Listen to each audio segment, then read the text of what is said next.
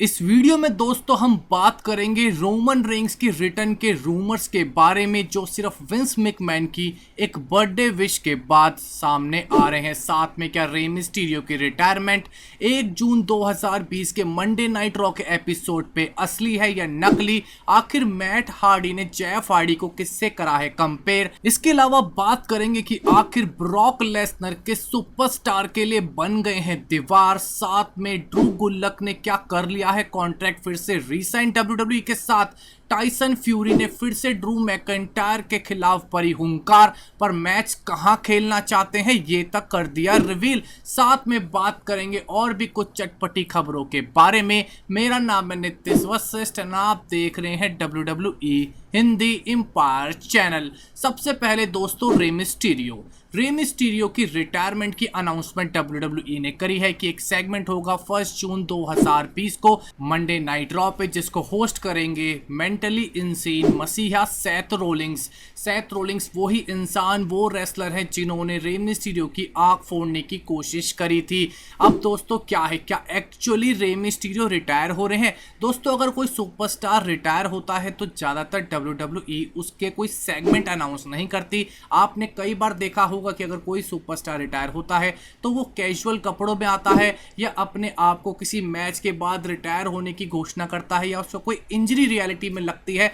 तो वो रिटायर होता है। पर रे मिस्टीरियो के साथ ऐसा कुछ नहीं है। उनकी इंजरी भी एक स्टोरी लाइन इंजरी थी जो हमने आपको पहले ही रिवील कर दी थी, यानी कि 1 जून 2020 पे हमें रे मिस्टीरियो की actual retirement Monday night raw पे नहीं देखने को मिलेगी। दोस्तों सेथ रोलिंग्स रे मिस्टीरियो को प्रवोक करेंगे, जिसके बाद हमें इनके बीच में एक ब्रॉल भी देखने को मिलेगा, यानी कि रे मिस्टीरियो की टीम जिसमें एलेक्स्टर ब्लैक और हम्बर्टो कैरियो शामिल होंगे और दूसरी तरफ जो सामने खड़े होंगे ऑस्टिन थ्योरी, मर्फी और सेथ रोलिंग्स। इन 6 सुपरस्टार्स के बीच में हमें ब्रॉल होता हुआ दिखेगा, जिसके बाद बैकलैश पे एक 3 वर्सेस 3 या Rey Mysterio versus Seth Rawlings का मैच भी आपको जरूर देखने को मिल सकता है। इसके बाद दोस्तों बात करते हैं मैट हार्डी की। मैट हार्डी अब ऑल एलीट रेसलिंग में है। ऑल एलीट के एक रेसलर हैं डार्बी एलन, जो काफी ज्यादा वर्सेटाइल रेसलर हैं। उनको उन्होंने कंपेयर करा है अपने भाई जेफ हार्डी से। मैट हार्डी ने कहा कि डार्बी एलन की इन रिंग स्किल्स भी बिल्कुल जेफ हार्डी जैसी है और out of the ring Darby Allen अपने आप को बिल्कुल जेफ हार्डी की तरह ही कैरी करते हैं। आई होप जेफ हार्डी की तरह ही डार्बी एलन खूब नाम कमाए और कई सारी चैंपियनशिप जीते भी। इसके बाद दोस्तों टाइसन फ्यूरी ने ड्रू मैकिंटायर के चैलेंज को एक्सेप्ट करा। ड्रू मैकिंटायर ने कहा था कि मैं डब्ल्यूडब्ल्यूई में इस चीज को काफी ज्यादा प्रमोट करूंगा कि मेरा और टाइसन फ्यूरी का मैच करा जाए डब्ल्यूडब्ल्यूई चैंपियनशिप का, वो भी यूनाइटेड किंगडम में। तो दोस्तों टाइसन फ्यूरी ने इस बात से एग्री करते हुए कहा कि अगर डब्ल्यूडब्ल्यूई एक यूनाइटेड किंगडम का पेपर व्यू कराएगी तो मैं ड्रू मैकिंटायर को डब्ल्यूडब्ल्यूई चैंपियनशिप के लिए फेस करने को तैयार हूं। यानी कि टाइसन फ्यूरी द बॉक्सर उतावले हुए जा रहे हैं ड्रू मैकिंटायर का जबड़ा तोड़ने के लिए। क्या होगा इन दोनों के मैच में अगर कभी हुआ वो वक्त ही बताएगा। इसके बाद दोस्तों ड्रू गुल्लक, जिनको रिसेंटली डब्ल्यूडब्ल्यूई ने रिलीज कर दिया था क्योंकि डब्ल्यूडब्ल्यूई और ड्रू गुल्लक के बीच में कॉन्ट्रैक्ट नेगोशिएशंस फेल हो गई थी। रूमर्स के हिसाब से ड्रू गुल्लक ने फिर से डब्ल्यूडब्ल्यूई के साथ रीसाइन कर लिया है और आने वाली स्मैकडाउन पे हमें फिर से ड्रू गुल्लक डब्ल्यूडब्ल्यूई में परफॉर्म करते हुए दिखेंगे, यानी कि ड्रू गुल्लक के फैंस के लिए काफी बड़ी अच्छी खबर। इसके पीछे का रीजन यही दिया जा रहा है कि डब्ल्यूडब्ल्यूई को ऐसा लगा कि ड्रू गुल्लक काफी ज्यादा प्रोफेशनल रेसलर हैं। उन्होंने अपने कॉन्ट्रैक्ट के खत्म होने की बात मार्केट में लीक नहीं करी, जिस वजह से ना ही ऑल एलीट रेसलिंग के रूमर्स बने ना ही न्यू जापान प्रो रेसलिंग के कि वो ड्रू गुल्लक को साइन करने वाले हैं।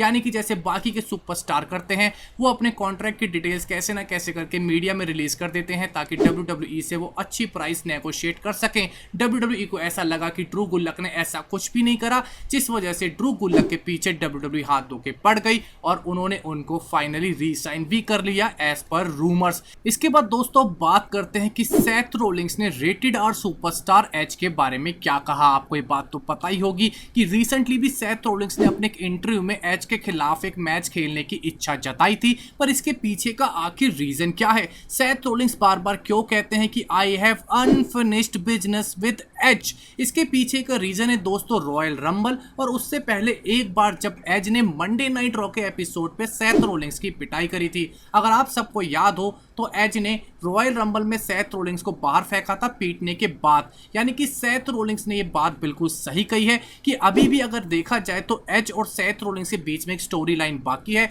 जिसको WWE यूटिलाइज कर सकता है, क्योंकि सेथ रोलिंग्स इस वक्त एक हील सुपरस्टार है, एज एक फेस सुपरस्टार है, तो इन दोनों के बीच में मैच तो बनता ही है। सेथ रोलिंग्स ने कहा कि जब से एज वापस आए हैं मैं जानता हूं कि हम दोनों का रास्ता एक ना एक बार जरूर कटेगा और मैं एज के खिलाफ मैच खेलने को तैयार हूं।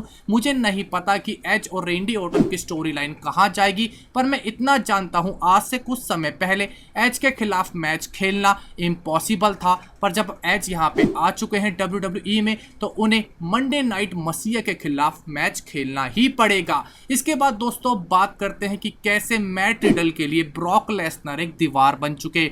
आपको पता होगा कि मैट रिडल को हमेशा से उंगली करने का शौक है। वो दो लोगों में खास तौर से उंगली करते थे, Goldberg and Brock Lesnar. Goldberg ने तो मैट रिडल को बैक स्टेज धमका भी दिया था, बकचोदी करने से मना कर दिया था। साथ में ब्रॉक लेसनर ने ये तक कहा था कि तू कुछ भी बचकानी हरकत कर ले, मैं तेरे खिलाफ मैच नहीं खेलूंगा। अब यही कुछ साबित भी हो रहा है। मंडे नाइट रॉ पे मैट रिडल की डेब्यू करवाने की खबर आ रही थी, पर अब उनकी डेब्यू होगी स्मैकडाउन पे, यानी कि NXT के सुपरस्टार मैट रिडल की डेब्यू हमें अब फ्राइडे नाइट स्मैकडाउन पे देखने को मिलेगी, जो रूमर्स थे कि मंडे नाइट रॉ पे देखने को मिलेगी। इसके पीछे का रीजन साफ है कि ब्रॉक लेसनर डिसलाइक करते हैं मैट रिडल को, वो नहीं चाहते कि मैट रिडल उनके आसपास भी भटके। इसके बाद दोस्तों आर्नोल्ड श्वार्ज़नेगर ने रिसेंटली एक्सपायर हुए शैड गैस्पर WWE के एक्स रेसलर को अल्टीमेट हार्ट टचिंग एक ट्रिब्यूट पे करी है।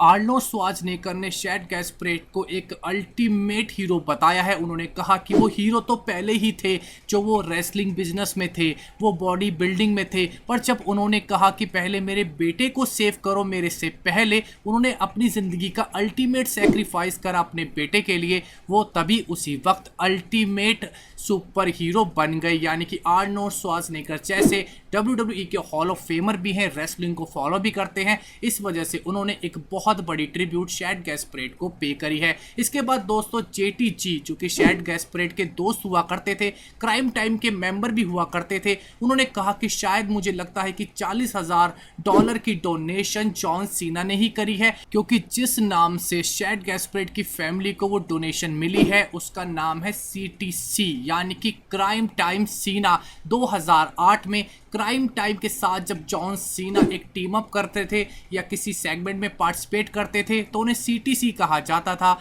यानी कि क्राइम टाइम सीना। ये रूमर्स बिल्कुल अब सामने आते जा रहे हैं कि $40,000 की बड़ी डोनेशन जॉन सीना ने ही करी है। इसके बाद दोस्तों बात करते हैं NXT के सुपरस्टार एडम कोल की। एडम कोल का कॉन्ट्रैक्ट कहा जा रहा है कि एक्सपायर होने वाला है, तो उनके भी रूमर्स आने स्टार्ट हो गए हैं कि शायद वो WWE को छोड़ के ऑल एलीट रेसलिंग में चले जाएंगे, क्योंकि उनकी गर्लफ्रेंड ब्रिट बेकर भी इस वक्त ऑल एलीट रेसलिंग में ही परफॉर्म करती है। और उन्होंने रिसेंटली बयान भी दिया था कि मैं चाहती हूं कि Adam Cole all elite wrestling में परफॉर्म करें। यानी कि ये रूमर सच होंगे या नहीं ये वक्त ही बताएगा, पर कहा जा रहा है कि शायद एडम कोल का कॉन्ट्रैक्ट एक्सपायर हुआ तो वो ऑल एलीट रेसलिंग में चले जाएंगे, पर मुझे नहीं लगता, क्योंकि ट्रिपल एच और एडम कोल के रिश्ते काफी ज्यादा अच्छे हैं। ट्रिपल एच की बात चली है तो ट्रिपल एच की कुछ खबर भी दे देते हैं। ट्रिपल एच ने रिसेंटली एक इंटरव्यू में रिवील करा कि रोंडा राउसी उनके हिसाब से एक ऐसी WWE की रेसलर रही जिन्होंने UFC से WWE में आने के बाद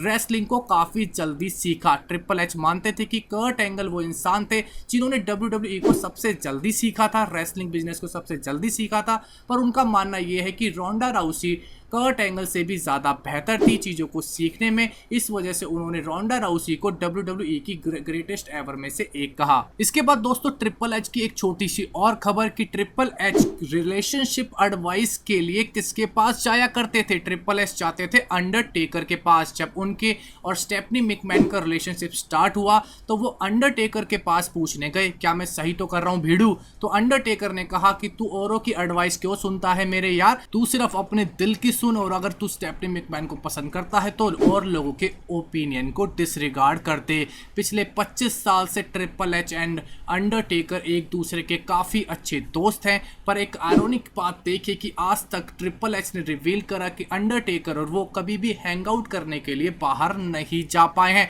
इसके बाद दोस्तों हमारी आज की आखिरी खबर कि विंस मैकमैन ने रोमन रेंस को विश करा उनके बर्थडे पे। विंस मैकमैन ऐसे बॉस हैं कि वो अपने हर एक एम्प्लॉय को तो विश नहीं करते, ज़्यादातर WWE के ऑफिशियल अकाउंट से ही रेसलर्स को विश करा जाता है। विंस मैकमैन जैसे द रॉक, जॉन सीना, अब रोमन रेंस, ऐसे ही बड़े सुपरस्टार्स को पर्सनली विश करते हैं। तो इस बात से तो बिल्कुल साफ हो गया जैसे ही विंस मैकमैन ने रोमन रेंस को विश करा कि WWE बैक स्टेज जैसे बताया जा रहा था कि रोमन रेंस को लेके काफ़ी ज़्यादा हीट है, क्योंकि उन्होंने गोल्डबर्ग के खिलाफ मैच से पुल आउट करा था रेसलमेनिया 36 पे, वो तो समाप्त हो गया। आपको रिसेंटली ये बात भी पता चली होगी कि अब मंडे नाइट रॉ और स्मैकडाउन में दोबारा से ऑडियंस वापस आने वाली है और WWE पिक्सल ग्लास यूज करा करेगा रिंग एरिया को कवर करने के लिए। ये ग्लास बिल्कुल वैसा ही ग्लास है जैसे आइस हॉकी में यूज करा जाता है फैंस को और बीच की एरिना को सेपरेट करने के लिए। ऐसे ही WWE हर एक WWE मंडे नाइट रॉ और स्मैकडाउन की टेपिंग्स पे पिक्सल ग्लास यूज करा करेगा, जिस वजह से अब WWE को समझ आ गया है कि वो अपने रेसलर्स को कोरोना वायरस से कैसे बचा सकता है और अपने शोज पे कैसे लाइव ऑडियंस की वापसी करा सकता है, वो भी सेफली। रोमन रेंस का सबसे बड़ा कंसर्न यही था कि वो कोरोना वायरस के टाइम पे कैसे सेफ रह सकते हैं, तो तरीका WWE ने निकाल लिया है कि वो पिक्सल ग्लास लगाएगी, कोरोना वायरस की हर एक शो पे अपनी टेस्टिंग करवाएगी, जिससे कोई भी सुपरस्टार एक दूसरे को इन्फेक्ट ना कर सके।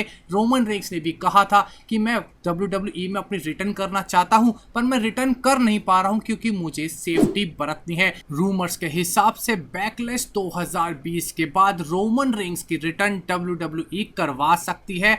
फ्राइडे नाइट स्मैकडाउन या इवन मंडे नाइट रॉ पे भी ये एक बड़ा रूमर है, क्योंकि एजे स्टाइल्स को मंडे नाइट रॉ से स्मैकडाउन में डाला गया है, इसलिए एक बड़े स्टार को मंडे नाइट रॉ में डालने की बात भी चल रही है। WWE ने खुद एजे स्टाइल्स को रॉ से स्मैकडाउन में डालते हुए वर्ड कहा था फॉर फ्यूचर कंसिडरेशन, यानी कि अगर रोमन रेंस वापस आते हैं तो शायद उन्हें मंडे नाइट रॉ में डाला जा सकता है। तो दोस्तों हम आपसे इस वीडियो में क्वेश्चन पूछना चाहेंगे, जब रोमन रेंस अपनी रिटर्न करें तो आप क्या चाहते हैं, वो मंडे नाइट रॉ में करें या फ्राइडे नाइट स्मैकडाउन में? आप अपना ओपिनियन हमारे कमेंट सेक्शन में जरूर दीजिएगा। हमारे इस वीडियो को देखने के लिए बहुत बहुत शुक्रिया। हमारे चैनल को सब्सक्राइब कीजिए, लाइक एंड शेयर। आपका बहुत बहुत धन्यवाद।